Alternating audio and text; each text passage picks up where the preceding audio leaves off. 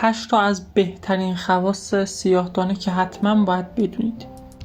هلو گایز، چطورید بچه‌ها؟ داخل این ویدیو سعی می‌کنیم که با هم به 8 تا از فوق‌العاده‌ترین خواص سیاه‌دانه بپردازیم و این سیاه‌دانه رو با هم بررسی بکنیم.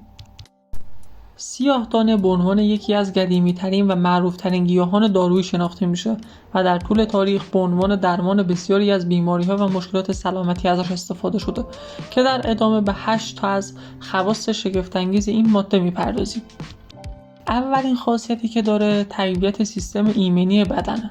سیاه‌دانه به عنوان یک تقویت کننده سیستم ایمنی بدن شناخته میشه و مصرف مرتب سیاه‌دانه میتونه که به افزایش تولید سلول‌های سفید خون و بهبود عملکرد سیستم ایمنی کمک بکنه.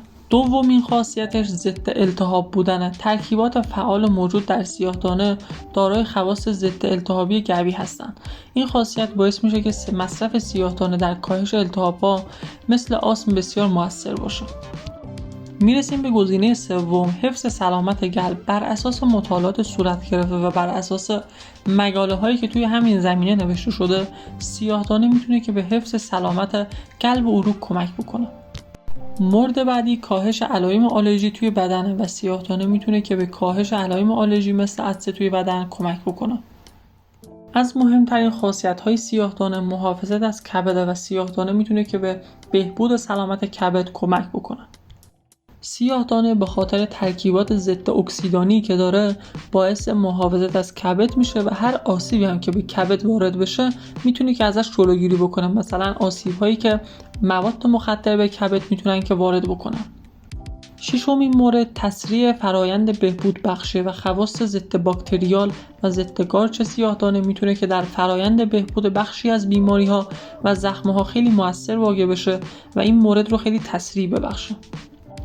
مورد هفتم سلامت پوسته و سیاه‌دانه میتونه که برای حفظ سلامت پوست خیلی مفید باشه و مورد آخر تقویت حافظه و کاهش خستگی ذهن. و بر اساس مورد هشتم یعنی تقویت حافظه و کاهش خستگی ذهن میتونه که برای دانشجویان و دانش آموزان خیلی موثر باشه و اگر که هر کسی میخواد از نظر ذهنی کمی تقویت بشه و بهتر بتونه که امتحانات خودش رو پاس بکنه میتونه که از این ماده استفاده بکنه. خیلی ممنون که تا انتهای ویدیو با من همراه بودی. اگر که هر نظری در رابطه با سیاه‌دانه داری به من داخل کامنت ها بنویس تا من اون رو ببینم و همچنین کانالم رو ساب بکن و این ویدیو رو برای دوستات شیر کن.